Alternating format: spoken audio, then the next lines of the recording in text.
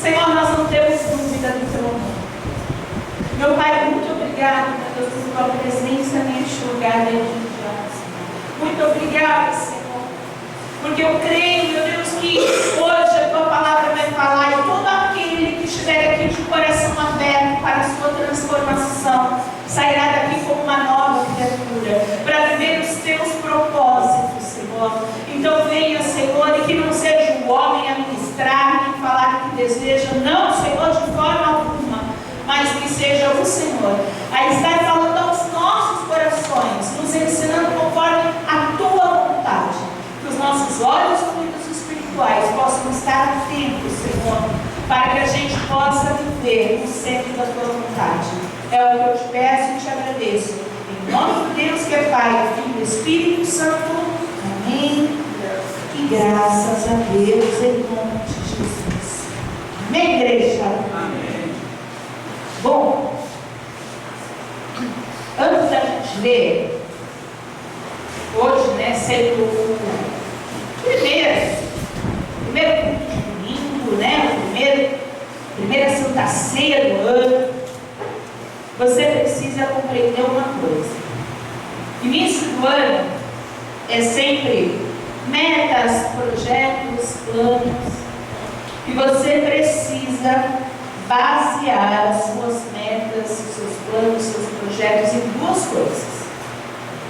Duas coisas, amém, pessoal? Amém. Que coisas são essas? A primeira coisa, você precisa basear as suas metas, seus planos sobre a presença de Deus. E isso nós aprendemos na terça-feira. Quem estava aqui na terça? O que a gente aprendeu na terça-feira? O quão grande é o fracasso de quem é bem sucedido, aonde Deus não está. A gente aprendeu isso. Você conseguiu aprender? Quem estava na terça? Nós contamos a história de um homem rico? Não. Vocês estão esperando. Nós contamos a história de quem? Um homem pobre que tinha dinheiro. E era pobre porque ele não tinha a presença de Deus. A presença de Deus não estava lá. Então, ele só era um homem pobre com dinheiro. Ele não era a história de um homem rico. É rico pelo mundo, mas pobre aos olhos de Deus. Porque ele tinha dinheiro, mas não tinha o principal, que era a presença de Deus. A presença de Deus não estava nos planos dele. Ele fazia lá planos de eu vou crescer assim, assado, vou fazer isso, meu futuro vai ser desse jeito. Mas Deus, a presença de Deus não se encaixava naqueles planos. E isso você precisa entender. Você precisa levar como uma lição na sua vida. Por quê? Seja uma proposta que você recebe onde Deus não pode ser o seu sócio, onde Deus não entra, toma cuidado. Se Deus não entra, eu não entro também. Eu sou assim. Sobre a sua vida você teria que analisar. Seja um convite para estar num ambiente onde Deus não cabe. Se Deus não cabe, também não cabe a minha vida. Seja estar com pessoas que não amam e não respeitam o amor de Deus. Se essas pessoas têm Deus como inimigo, são minhas inimigas também. Porque a presença do meu Deus é uma base que eu escolhi ser a prioridade da minha vida. Então a primeira coisa é a presença de Deus. Se Deus não está, também não quero estar. Se Deus não cabe naquele projeto, naquele plano, naquela meta, é melhor você começar a mudar a sua meta, mudar o seu plano, mudar suas decisões. Não ficar tentando uma coisa onde Deus não está, você só vai perder tempo na sua vida. Não tenta fazer planos sem a presença de Deus. Porque senão você vai perder tempo. E o máximo que pode acontecer é você ser bem sucedido naquilo onde Deus não está, então é um fracasso. Então, pensa sobre os seus projetos de 2014. Pensa sobre isso seus projetos de 2024, a presença de Deus. E se a presença de Deus não está, a própria palavra diz, louco. Não é isso que a gente leu lá? O homem fazendo um monte de planos sem Deus, colocando a riqueza como o seu Deus. E aí Deus fala o quê? Louco. Isso é louco. E ele dá aquele exemplo. Nessa noite pedirão a sua alma e o que tens preparado para quem é. Quer dizer, ele ajuntou tudo aqui e não valeu nada. Então, essa é a primeira coisa que você tem que se basear. E qual é a segunda coisa? A segunda coisa que você precisa se basear os planos, né, da sua vida tem a ver com Deus também. Porque o cristão precisa entender que a sua vida tem que ter a ver com Deus, senão ele não é o quê? Então a primeira coisa, você precisa fazer os seus planos sempre se baseando na presença de Deus. A presença de Deus está aqui, a presença de Deus vai estar nisso, tá certo? Essa é a primeira. E a segunda coisa que você precisa entender é que você precisa basear os planos da sua vida sobre aquilo que Deus ama e aquilo que Deus odeia. Você precisa ter clareza do que Deus ama, do que Deus odeia, para você então poder seguir a sua vida. Se você não tiver clareza, se você não tiver entendimento, o que agrada a Deus, o que não agrada, você vai seguir a sua vida fazendo um monte de coisa que não agrada a Deus. E aí, por sua vez, a presença de Deus, que é lá o primeiro item, também não vai estar. Porque se você desagrada a Deus, Deus não vai estar. Então, Deus ele quis me mostrar o seguinte: as pessoas precisam ter clareza do que eu amo e do que eu odeio. Nossa, pastora, palavra forte essa, né? Deus odiar. Nossa, parece tão contrário de Deus, né? A gente pensa em Deus e amor, né? Como Deus pode odiar? Pois é, o ódio é um sentimento e Deus tem esse sentimento por algumas coisas. Você vai precisar entender aquilo que Ele odeia. A palavra do Senhor fala assim em Provérbios 6,16: 6 coisas o Senhor odeia, e a 7ª, a sua alma abomina. Olha só, para aqui, para pensar. Você precisa compreender o que Deus não gosta, para que você tenha capacidade de arrancar o que Deus não gosta e ficar na sua vida somente aquilo que Ele gosta. Olha que legal. Então você vai ter que entender o que Deus odeia. Você vai precisar entender o que Ele odeia. 6 coisas Ele odeia. E a 7ª, qual será a 7ª aqui? Será que existe um sentimento maior do que o ódio? Uma coisa que é abominável. A gente vai aprender e vamos tirar da nossa vida. Amém, pessoal? Então abra teu coração. Qual é a primeira coisa aí? Olhos altivos. Orgulho.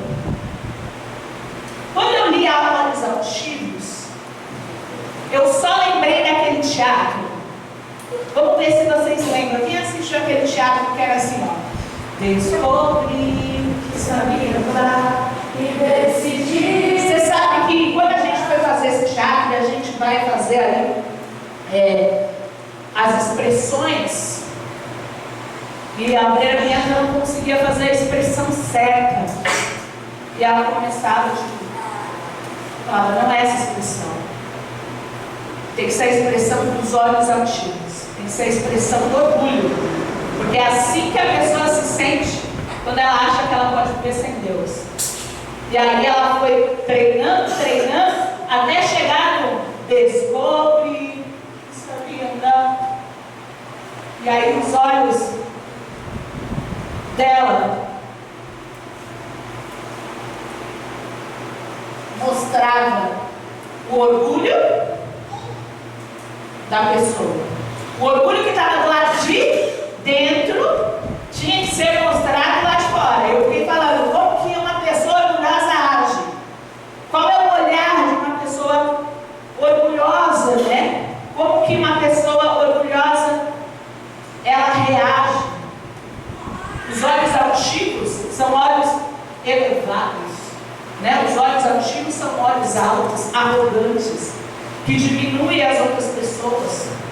Quando a gente fala do orgulho, até em relação a Deus, pessoa orgulhosa, ela diminui a vontade de Deus. A opinião dela vale mais. Uma pessoa orgulhosa, uma pessoa arrogante, Deus sempre condena a arrogância.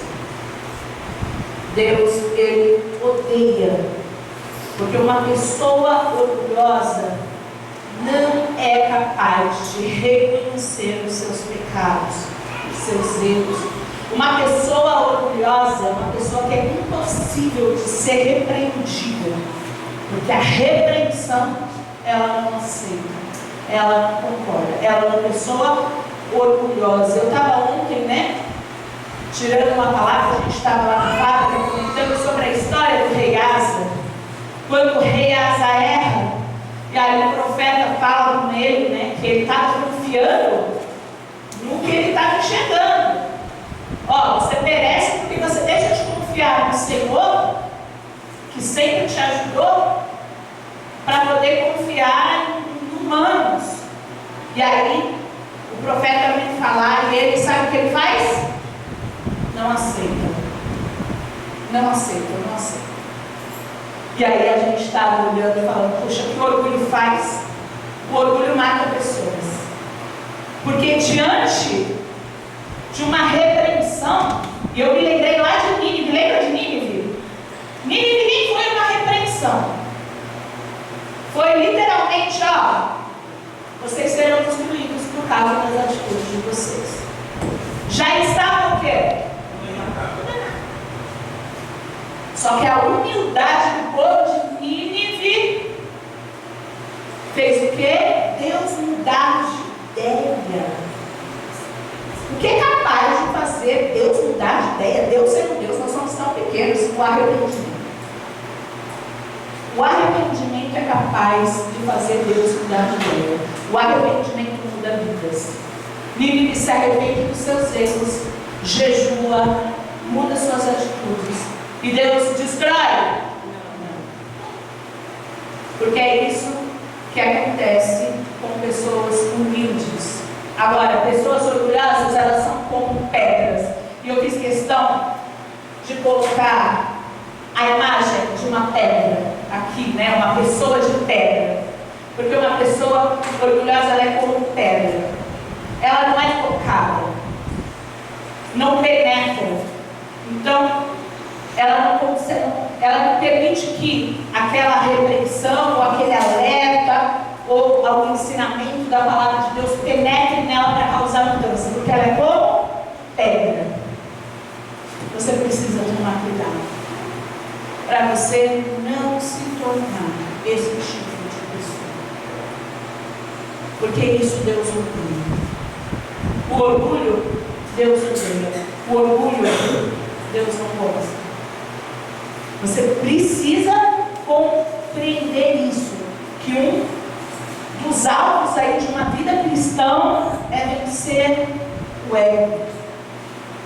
Um dia Paulo falou assim, ó, porque as armas da nossa milícia não são carnais, mas sim poderosas em Deus para destruir fortalezas, todos os raciocínios enganosos e toda arrogância que se levante contra o conhecimento de Deus, e levando castigo todo pensamento à obediência a Cristo, e estando prontos para punir a desobediência, uma vez completa a sua submissão.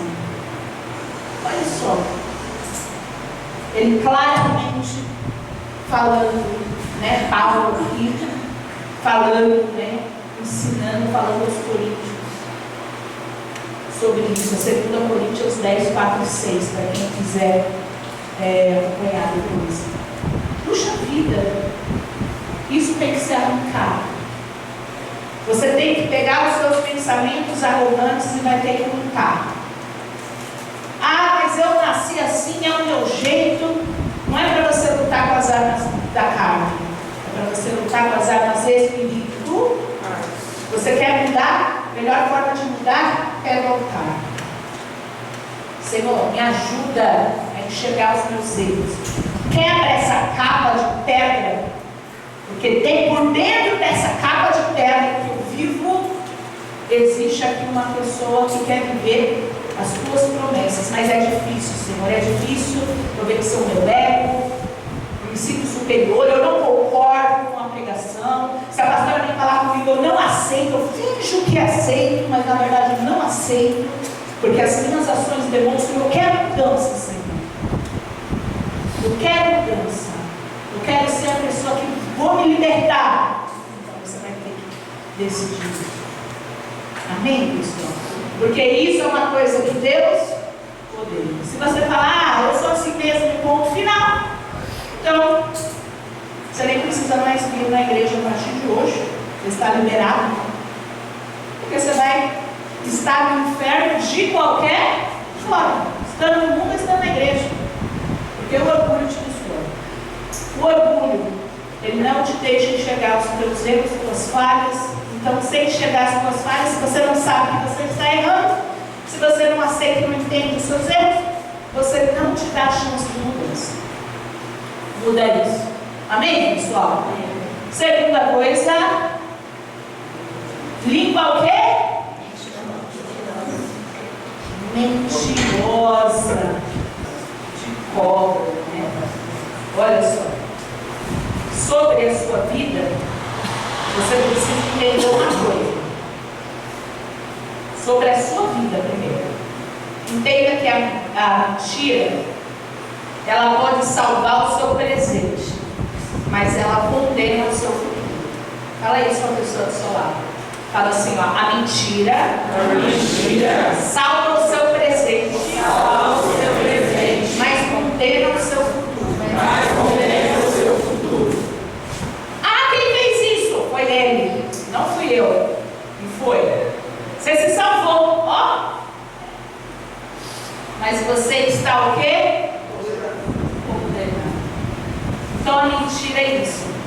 A mentira, ela pode parecer uma solução rápida, né, momentânea, para se esquivar das coisas, né, para se salvar. Ah, se eu mentir e falar isso, eu vou conseguir aquele trabalho. Ah, teve um vídeo onde a pessoa mentiu no currículo e aí depois mostra no vídeo, na hora que ela vai no serviço, o patrão vai pedir para ela fazer as coisas, fala assim, ó, abre a janela aí na minha área de trabalho, está falando do computador. Aí a pessoa, mas janela? Não tem janela aqui. Ah, janela. A pessoa abre a janela lá. Aí ele fala assim, agora pega o documento e sobe para a nuvem. Aí a pessoa pega lá o documento, ah, tá aqui. Ah, não chega na nuvem não. Porque mentiu no currículo. Foi salvo, mas teve um futuro o quê? Condenado. Eu nem estou falando de fé, né, pessoal? Porque quando entra a fé, você sabe que quando entra a mentira, a bênção de Deus o quê? Sai. A mentira entra por uma porta e a bênção de Deus sai pela outra. Então, você precisa entender isso, porque a palavra de Deus, ela fala assim, ó, não há nada encoberto que não seja ser revelado, que não venha a ser revelado, nem oculto, que não venha a ser conhecido, porque tudo que disserem às escuras será ouvido em plena luz, e os que disseram ao pé do ouvido do interior da sua casa, será proclamado nos telhados. Lucas 12, 2 e 3. O que isso significa? Não tem nada no oculto que não venha a ser o quê? Revelar. Ah, hoje eu mexo no meu celular e eu vejo pornografia. Você acha que você está mentindo para sua esposa? Você está conseguindo mentir para Deus? Você está enganando a Deus? Deus vendo exatamente o que você está fazendo. Uma hora a sua casa vai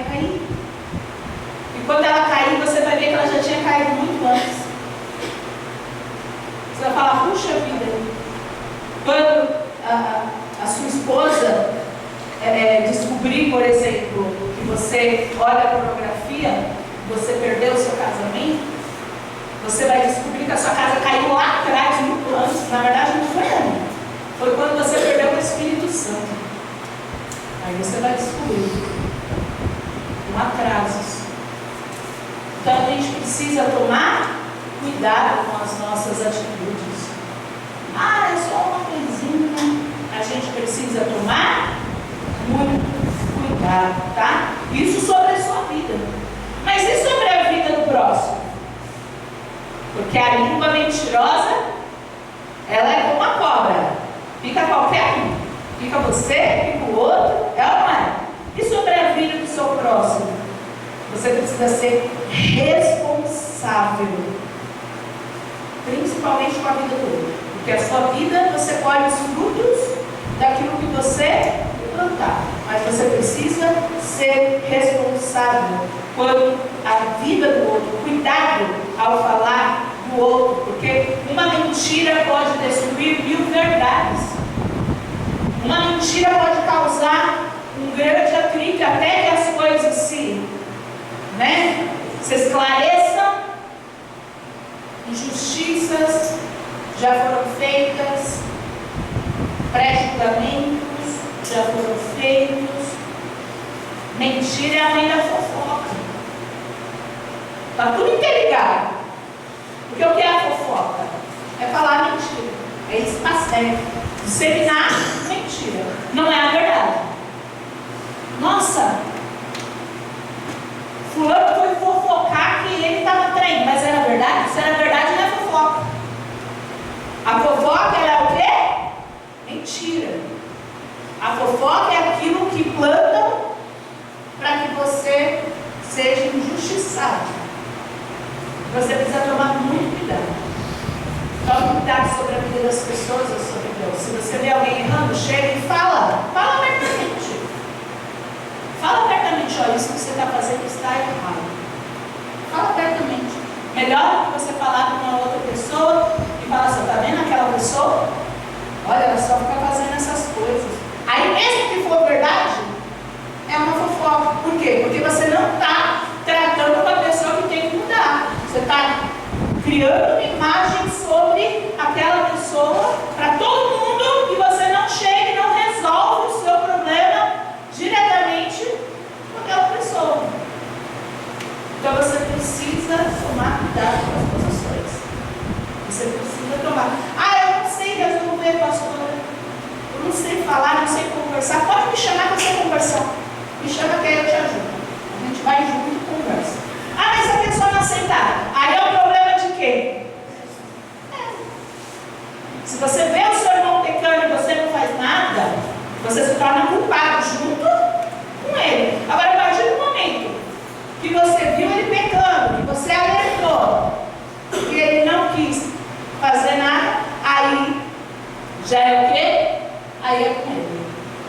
Aí é com ele. Não tem mais nada a ver com você. Você está livre, porque você tentou ajudar e a pessoa não aceitou. A pessoa foi orgulhosa e não aceitou. Então, compreenda isso. A mentira, ela destrói. E Deus odeia a mentira. Terceira coisa que Deus odeia. Leia aí. Mãos que derramam sangue inocente. É fácil, de entender que Deus está falando de violência aqui, É fácil.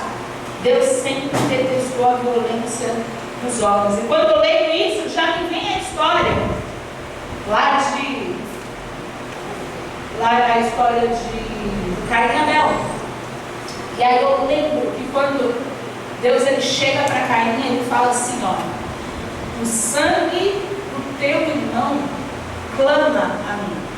A voz do sangue do teu irmão. Sangue tem voz, olha só. Ele fala, a voz do sangue do teu irmão clama a mim. Quando Caim fala para Deus, eu não estou sabendo onde está meu irmão, lá sou o guardião do meu irmão.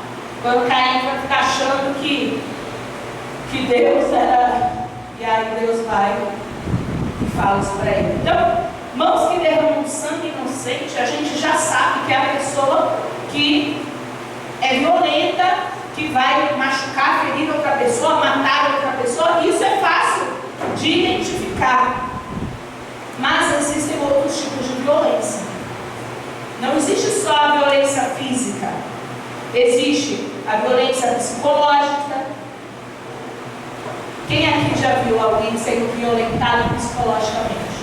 Eu já vi. Eu já vi, por exemplo, relacionamentos abusivos.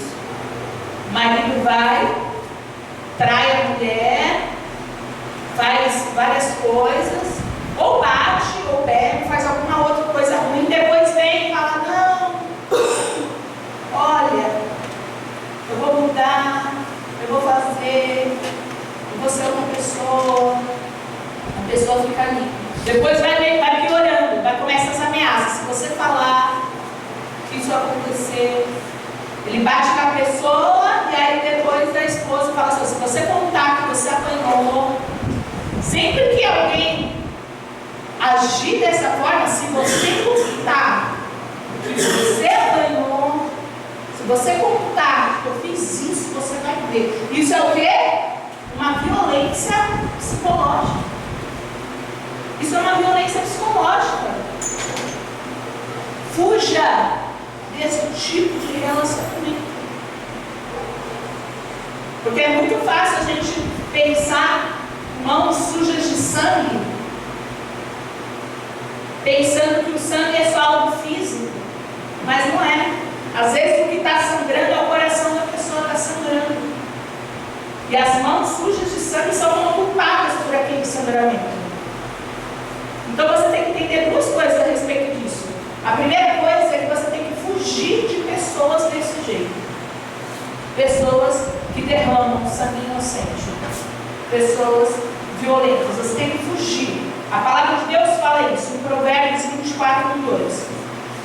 Aprendemos que o servo... Provérbios 24:2. Não tenhas inveja dos homens malignos, nem queira estar com eles, porque em seu interior maquina violência.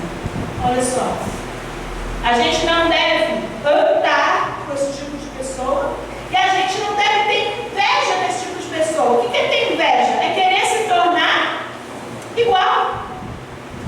Então você deve fugir de pessoas violentas, seja física ou seja emocionalmente, psicologicamente, pessoas manipuladoras.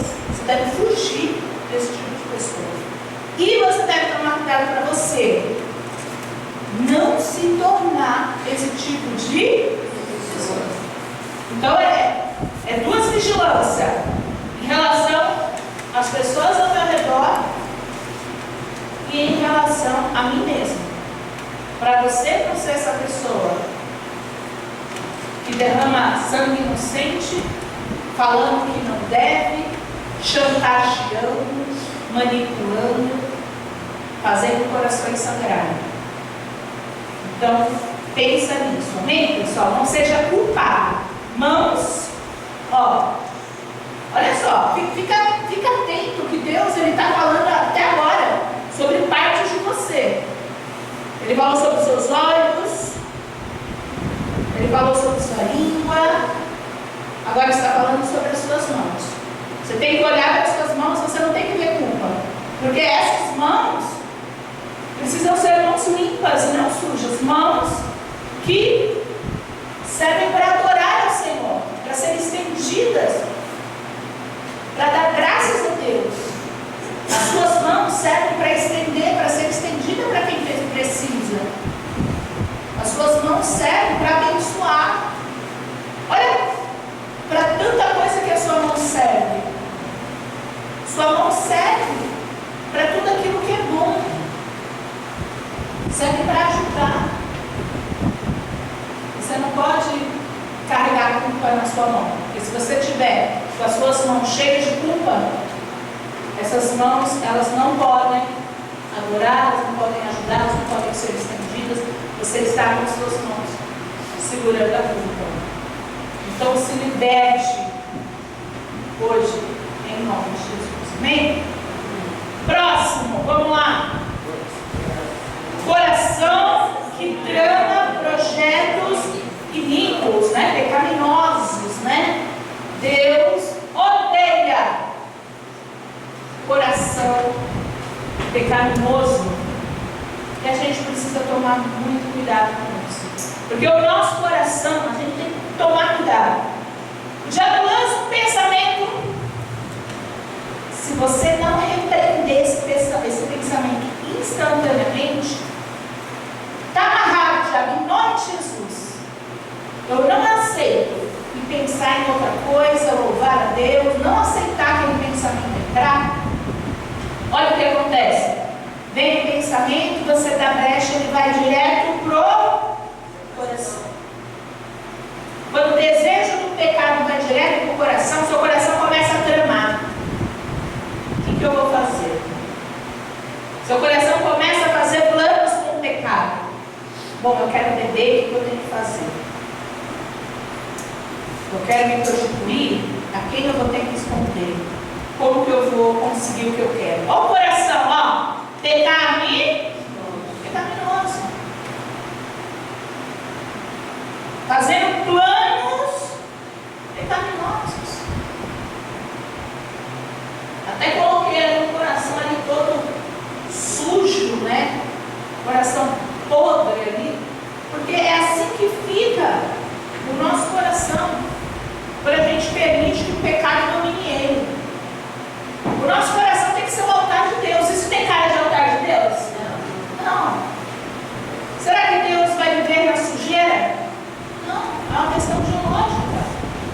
Você precisa, quando vem o pensamento, já repreender. Você não pode deixar entrar. Como que você deixa entrar? Fica pensando. Fica pensando, pensando, pensando. Eu sempre lembro daquele vídeo, né? Aquele filme Chamas, Fogo de Chama. O que é aquele casamento? Chama de fogo. É quase isso, prova de fogo. E aí ele estava no computador, e aí entrava sempre ali uma opção de pecado ali. E ele sempre caía naquilo. Só que o dia que ele entendeu que não ia entrar dentro do coração, o que ele fez?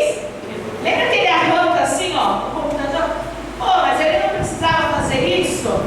Era só ele dizer que não. Mas ele viu que aquilo estava muito forte para ele. Aquilo estava sendo mais forte do que ele podia o quê? Suportar. Então, para que ele ia sair naquele momento, se ele sabia que mais tarde, que aquilo quase venceu? Então, mais tarde poderia vencê-lo. Ele já pegou, ele já arrancou o mal pela raiz. Porque se a tua mão te faz pecar, arranca. Se teu pé te faz pecar, arranca. Melhor você entrar sem mão no céu do que ir com as duas mãos para o inferno, não é isso? E quando Deus fala sobre isso, não é para você se mutilar. Ele está querendo dizer para você justamente arrancar o quê? As coisas que te fazem pecar. Você tem que eliminar. Você precisa arrancar. Tem que arrancar.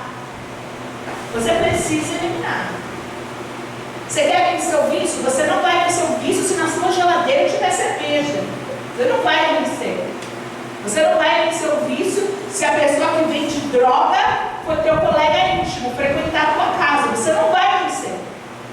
É óbvio. Você precisa eliminar. Elimina o problema. Resolve o problema. Amém, pessoal? É isso. Porque o coração entrando.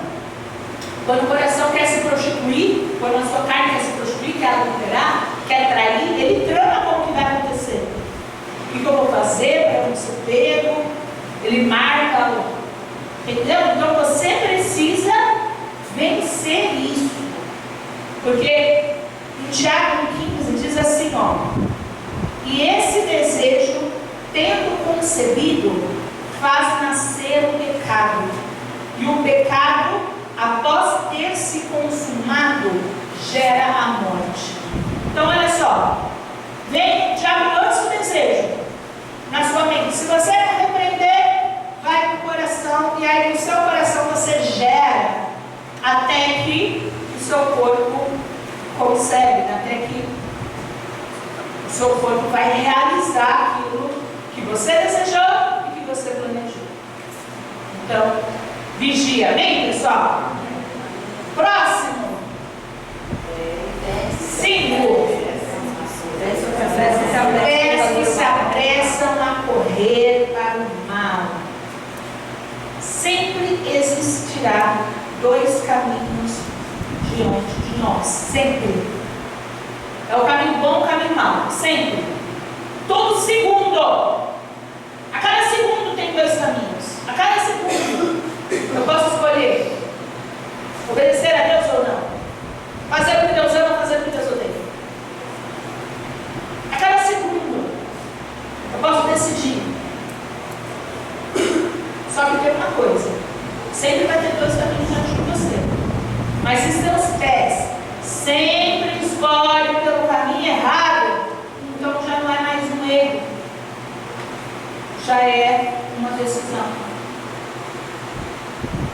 Já é uma decisão. Se o seu pé sempre faz as escolhas erradas, não é um erro. Não é, ó, pastora, puxa, eu errei, me ajuda a me levantar? Por favor, pastor, errei o caminho, me ajuda a me encontrar. Não é isso. Se os seus pés estão sempre no caminho errado, é uma decisão. Não é mais um erro, é uma escolha, é uma decisão. Você erra hoje, pede perdão, amanhã você erra de novo, pede perdão, depois de amanhã você erra de novo, pede perdão, depois pede perdão. Deus te perdoa, porque Ele tem esperança que você vai ser diferente.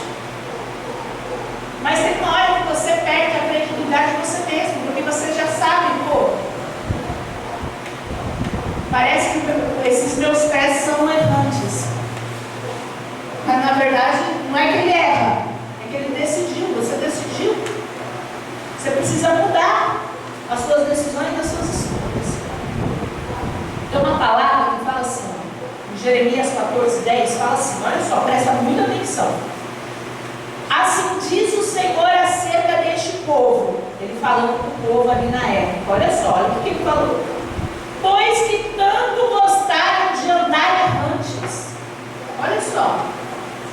Pois que tanto gostaram de andar errantes e não retiveram seus pés, por isso o Senhor não se agrada deles.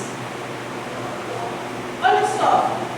Mas que tanto esse povo gostou de andar no caminho errado e não retém o seu pé no caminho certo. Por causa disso, o Senhor o quê? Não se agrada desse povo. Deus aqui chateado com o povo. Deus aqui, ó, triste com o povo, com a iniquidade do povo. Por quê? Ele falou, mas tanto eles gostam de andar no caminho errado. Pô, para pra pensar. A gente comete erros, a gente é falho, a gente é humano. Mas você tem que escolher os caminhos que você quer. Uma coisa é você cometer uma falha, outra coisa é você viver um erro. E se você vive no erro, você já se acostumou, todos os dias você está lá no erro. Você pensa naquelas coisas erradas, você pratica aquelas coisas erradas. Todos os dias seus pés vão para o mesmo lugar. Tem que ter mudança. Senão Deus não se agrada de você. Deus odeia pés errantes. Deus odeia pés que se apressa para o erro. Se apressa, porque é engraçado que ele fala aqui, que se apressa, né? Vai rapidinho. Vai rapidinho para o erro. Entre duas escolhas, é rápido, não é? É rápido. Opa, já sei, vou errar. Muda. Porque isso Deus odeia. Se Deus odeia, não adianta você ter planos, metas e muitas coisas que você tem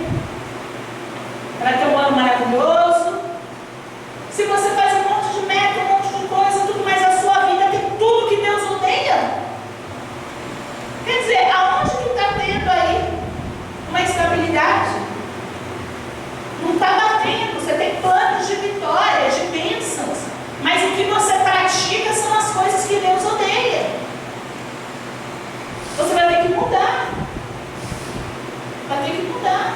Amém, pessoal? Próximo. O que mais Deus odeia? Testemunha o quê?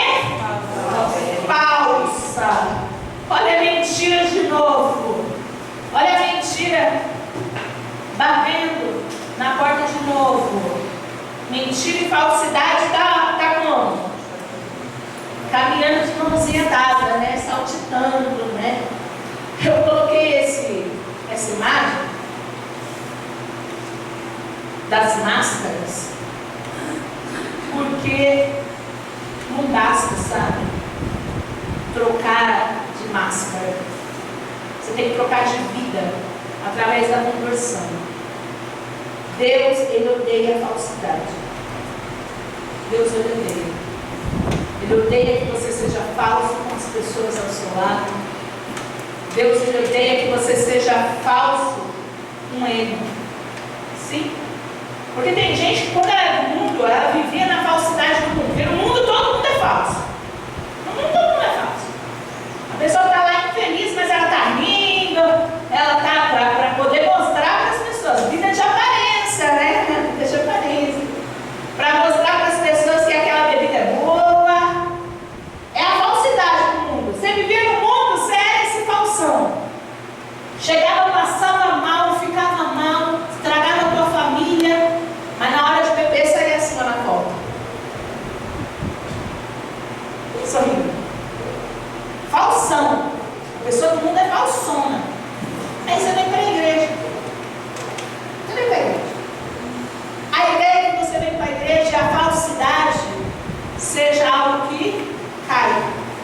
Mas aí, ao invés da falsidade cair, você a partir de então passar por uma vida limpa, viver sem máscaras, você só troca de máscaras.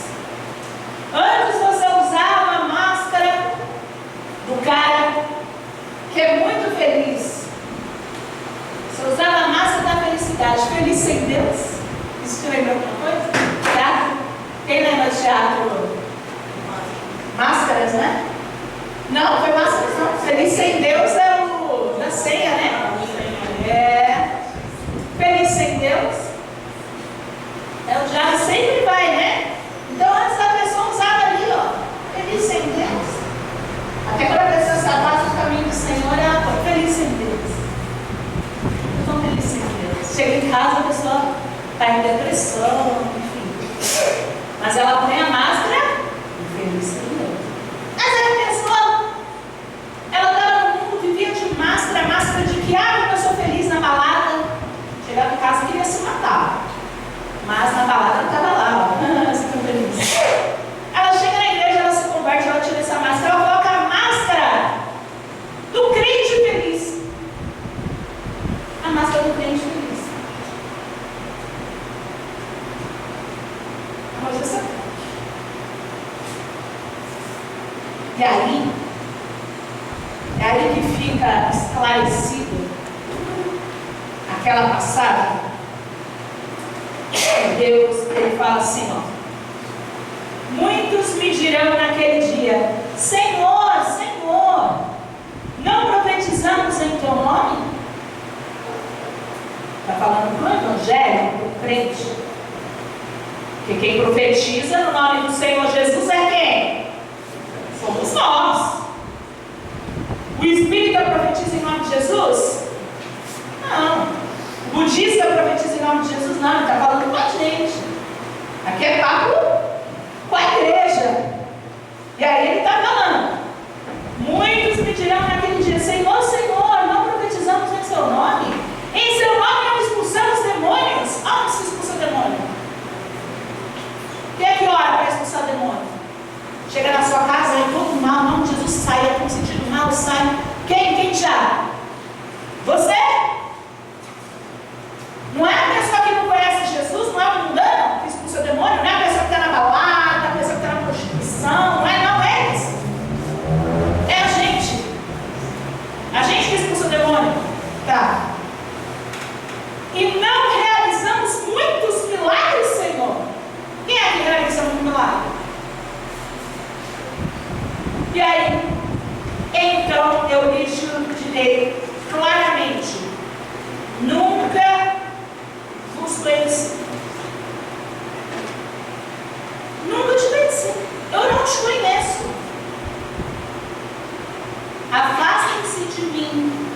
vós que praticam o mal.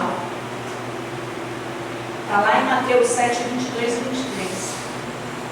Como é que Deus vai conhecer uma pessoa que vive de máscara? Será que é você mesmo ou será que é uma máscara? Será que você tem uma máscara de que você ama a igreja, que você, mas no seu interior tem nada disso? Será que você não tem uma máscara de que você louva, de que você é certinho, mas só Deus sabe que você apronta nas quatro paredes? Como você quer que Deus te conheça se você vive de máscara? Deus vai conhecer você quando a máscara cai. A máscara precisa o quê? Cair. Não adianta você trocar a máscara do perturbado feliz por crente feliz. Você tem que ser feliz de verdade, porque a promessa dele é real. Você tem que ser convertido de verdade, porque a promessa dele é real. Você tem que amar a obra de verdade, porque a promessa do seu ministério é o quê? Real. Não pode ser algo de mentira. Não pode ser algo no automático. Não deixa entrar no automático. E se entrou, sai hoje. Porque senão Deus não vai te reconhecer. Deus, Ele não vai te reconhecer por sua máscara de crente. Ele vai te reconhecer pela marca da promessa. Não tem marca da promessa na sua máscara. Não tem. A marca da promessa sobre a nossa vida. Então, abra a mão das máscaras e receba a marca da promessa de Deus. Amém, pessoal? Bom, 6 coisas Deus odeia, mas a 7ª Ele abomina. E o que será que Ele abomina? Qual será o pior pecado que existe? Aí vocês vão levantar: qual o pior pecado que existe? Assassino, tirar a vida do outro. Nós já falamos, né? Deus odeia. Prostituição, adultério, traição. Nós já falamos lá no coração que planeja pecado. Ele odeia, ele não gosta. Eu quero saber o que ele abomina. O que pode ser pior do que prostituição? O que pode ser pior do que adultério? O que pode ser pior do que vícios, do que drogas? O que pode ser pior? Aí a gente toma um baque. O que semeia, contenda entre irmãos. Olha só. Ele odeia aquelas 6 coisas, mas a 7ª, a alma de Deus abomina. A alma de Deus abomina. Olha só. E a gente achando aqui, qual pecado pode ser pior? A gente sabe que não existe pecado de pecadão. Existe o pecado que condena o homem. Mas sim, existem seus níveis, né? Existem seus níveis. Além de quanto tempo você consegue consertar isso, aquilo é mais fácil de vencer, né? Existem os seus níveis. Mas quando o Senhor fala sobre contenda, Ele não gosta de contenda. E Ele abomina quem faz contenda. Eu coloquei até aqui a imagem, 2 pessoas sem se falar. Porque acredite se quiser, existe cristão que se nomeia cristão e não fala com as pessoas, não fala com alguém, seus irmãos, não fala com as pessoas da igreja, não fala com você. Quem é fulano me magoou, não olha para a cara daquela pessoa. Amado, Deus te abomina. Um pouquinho pior do que o diabo. Deus te abomina. Ah, mas a pessoa fez algo ruim para mim. A gente não está livre. A gente vive neste mundo, a gente não está livre do que as pessoas podem fazer. As pessoas são cruéis. As pessoas vão ser ingratas. As pessoas podem inventar, mentir, um monte de coisas sobre você. Mas você precisa entender que quando você guarda uma mágoa, quando você guarda um rancor, não é aquela pessoa que está carregando o peso, é você. Se aquela pessoa tem atitudes más, ela já está condenada para o inferno, ela já está condenada, porque as atitudes dela são más.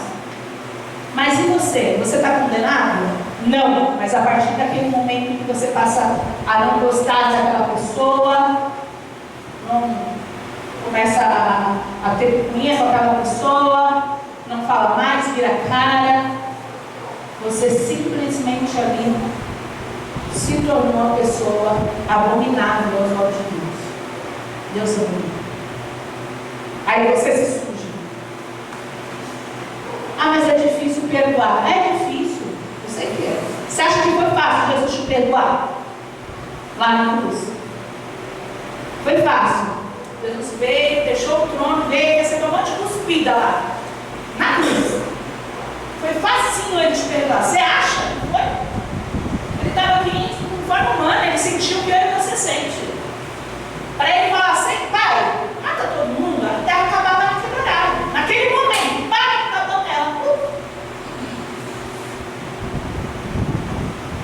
Você acha que foi fácil Jesus não se perdoar? Então, se não foi, não vai ser para você também.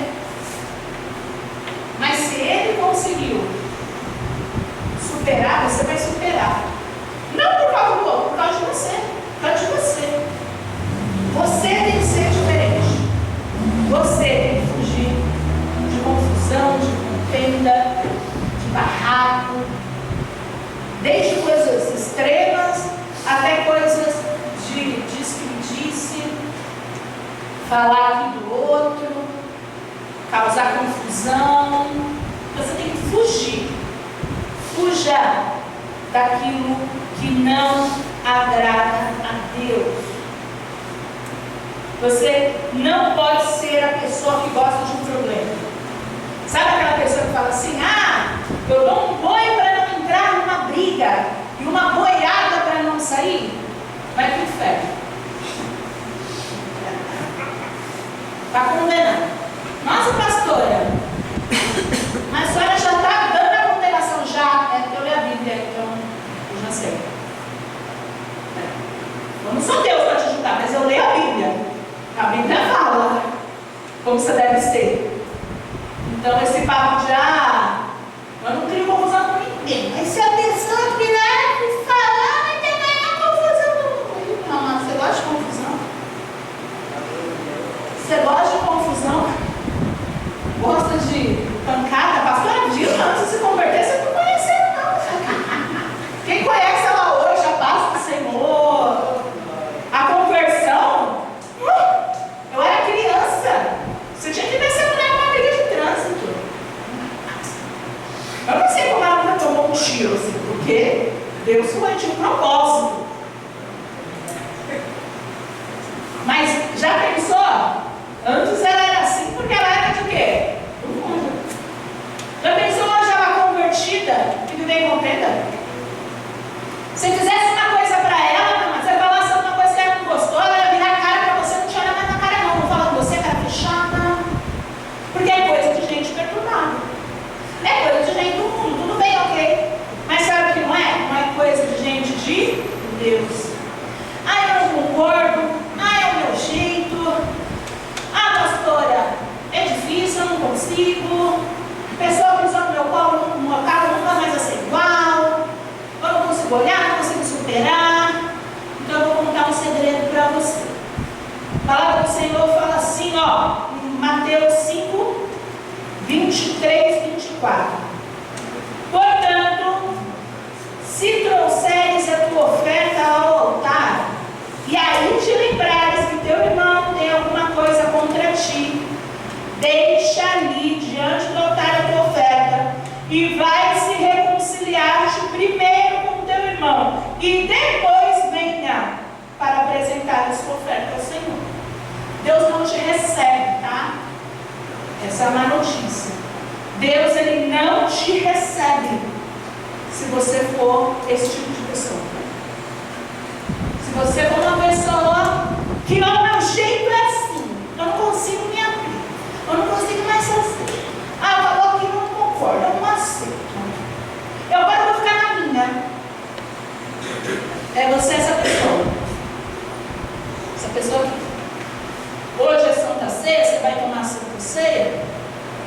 fala para Deus: Deus, eu vou liberar perdão com fulano, vou mudar minhas atitudes assim, sabe? Antes de se colocar como oferta viva ao Senhor. Porque Ele não vai te receber se você tiver um pensamento de confusão, de contenda. Entenda uma coisa: Deus, Ele não habita na confusão. Para de gostar de confusão. Para de criar confusão. Para de gostar de separação. Para de ser a pessoa que divide. A palavra de Deus fala em igreja. E igreja é o quê? União. Igreja é união. Para de ser a pessoa que causa divisão. Como que Deus pode usar a tua vida para orar por alguém que precisa? Como que Deus pode usar a sua vida para ajudar, para evangelizar alguém que precisa? Como que Deus vai usar a sua vida para evangelizar alguém que não está aqui? Para que um dia ela venha estar, se você nem olha para a cara da pessoa? Como que você vai ser usado por Deus? E eu não estou falando de comunhão, a gente já explicou. Eu acho que a gente falou bastante de comunhão, de ambiente que você deve se esquivar. A gente já falou bastante sobre isso. Mas o que eu estou falando é do mínimo, sabe? O mínimo é você suportar. Porque a palavra fala isso. O mínimo é você suportar as pessoas, sabe? Não ter picuinha. Ah, eu estou distante daquela pessoa porque aquela pessoa, por exemplo, vive um pecado. Se eu me aproximar dela, eu vou cair. Faz bem. Faz bem. Só que se ela passar na rua e você virar o rosto, faz mal. Faz mal. A pessoa vai ver que você está distante porque a sua vida é diferente. Mas ela tem que enxergar em você uma porta, porque na hora que a ficha dela cair, que ela vai ter que mudar de vida, ela vai olhar para as pessoas ao redor e vai falar: aquela pessoa tem uma vida porcaria, aquela tem uma vida porcaria, aquela tem uma vida porcaria. Pô, ele tem uma vida boa. Eu quero ter a vida que ele tem, eu quero ter o Deus que ele tem. E aí você vai ser uma porta. Essa pessoa chegar em você: ó, estou passando por um problema, ó, estou pensando em ir para a igreja, ó, estou com um problema assim, sabe? Você ser uma porta para trazer, você precisa ser porta. E essa porta precisa estar aberta, não fechada. Aqui dentro da igreja, como você quer que alguém te chama para orar se você nem cumprimenta, se você não fala, se você ficar com a cara fechada? Como você quer que a pessoa tenha aproximação? A gente falava esses dias sobre as crianças. As crianças, elas têm aproximação com quem são próximas dela. As crianças se aproximam de quem é próximo delas. A gente precisa mudar a nossa atitude. Amém, pessoal? Precisa mudar. Então, como que as crianças vão se aproximar? Você: oi, tudo bem? Se cortando. Se forte. Lembra da igreja, você aqui é um conjunto. Amém, pessoal? Então, entenda uma coisa: 6 coisas Deus odeia. A 7ª, Ele abomina. E eu vou falar só de uma coisa que Deus ama. Ô pastor, você falou 7 coisas que Deus não gosta, e só vai falar de uma coisa que Deus gosta? Eu vou falar de uma coisa que Deus ama. E aí isso muda todo o jogo. Preste muita atenção. A palavra de Deus fala assim: de fato, no devido tempo, quando ainda éramos fracos, Cristo morreu pelos ímpios. Dificilmente haverá alguém que morra por um justo. Pelo homem bom, talvez alguém tenha coragem de morrer, mas Deus demonstra o seu amor por nós, porque Cristo morreu em nosso favor, ainda quando éramos pecadores. O que isso significa? Preste muita atenção. Porque Cristo nos amou primeiro. Ele nos amou primeiro. Ele não nos amou depois que a gente mudou. Ele nos amou fazendo tudo aquilo que Ele odeia.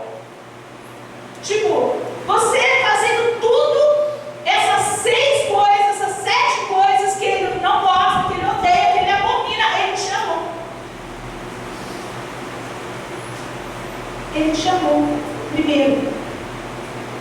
Nós temos então que agora ter a dignidade de nos permitir sermos livres de tudo aquilo que Ele odeia. É isso, ó. Traz aqui, vizinha. Ó. Está aqui que Ele ama. Você ouviu 7 coisas que Deus odeia. Agora, vamos ver o que Deus ama. Entenda o que Deus ama. Deus ama você. Deus ama você fazendo todas essas 7 coisas. Só que agora você vai ter que tomar uma decisão. Porque Deus chamou fazendo tudo que Ele odeia. Ele chamou primeiro. Agora é a tua vez de mostrar o amor dele. Como que você faz isso? Deixando de fazer tudo que Ele odeia. Deus, Ele não te chantageou. Ele não falou assim, olha, eu vou morrer na cruz. Jesus falou assim, eu vou morrer na cruz, mas eu vou morrer na cruz se vocês me buscarem. Promete que vai me buscar, promete que vai me amar e eu me sacrifico por vocês. Teve esse papo? Teve essa conversa? O negócio foi direto. 7 coisas Deus odeia. E a 8ª Ele ama. E porque Ele te ama, porque Deus amou o mundo de tal maneira que deu o seu único Filho, para que todo aquele que nele crê não pereça. Não perecer é entender isso aqui, ó. Entender que você, ó, você é o quê? Forte. Você não vai perecer, porque você é forte. Você é o quê? Amado. Você é o quê? Responsável com os seus atos. Essa vai ser a sua versão de 2024. Você vai ser responsável. As suas atitudes nunca mais serão irresponsáveis. Você será o quê? Obediente.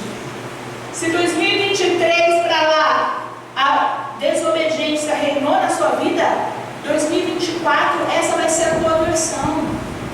Você vai ser corajoso, porque você tem que ter coragem para tomar as atitudes, para deixar o pecado, para cuidar do teu coração, para parar de planejar o mal, para amar o teu próximo. Você tem que ter coragem para obedecer ao Senhor. Amém, pessoal? Você vai ser o quê? Diferente, porque você não pode ser comum. Esse mundo está perdido. E se você for igual ao mundo, você é do mundo também da igreja. É igual o pobre com dinheiro. Você vai ser o perturbado na igreja, o endemoniado na igreja, o falso na igreja, o mentiroso na igreja. Não é sobre isso. Deus não te chama para isso. Deus quer que você seja diferente. Ele acredita nisso. Amém, pessoal? Ele quer que você seja o quê? Feliz. Feliz. É para você se enxergar e receber a felicidade. Ele quer que você seja de fé. Porque sem fé é impossível agradar a Deus. Essa tem que ser a sua versão. Essa é a sua versão. A versão que deixa de fazer aquilo que Deus odeia, para fazer o que Deus ama, para ser o que Deus sonhou que você fosse.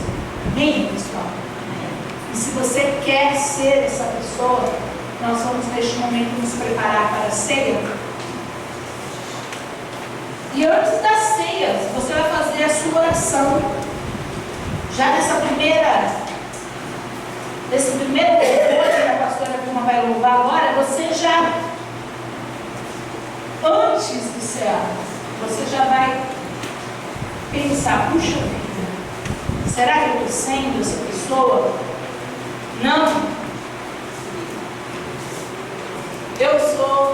pessoa que Deus ama. Ele merece que eu seja fiel. É por questão de merecimento, sabe? Deus não merece que a gente não ame. Deus não merece que a gente seja infiel. Deus não merece que a gente o traia com o pecado. Deus não merece. Pensa num casal. Um é fiel e o outro trai. A pessoa que é fiel merece ter um relacionamento baseado na traição? Não merece. É questão de merecimento. Eu não mereço porque eu sou fiel. Deus, Ele é fiel. Ele não merece a nossa infidelidade. Deus, Ele é bom. Então Ele não merece a nossa maldade. Você vai ter que entender isso e tomar a sua decisão hoje. Amém, pessoal? Libera perdão para quem você tem que liberar e, em primeiro lugar, para você mesmo. Porque às vezes você já superou, às vezes, uma queda, mas você mesmo não consegue se perdoar. Às vezes o sangue que estão nas suas mãos é o seu próprio sangue, porque você mesmo se sabota. Está na hora da mudança. Amém?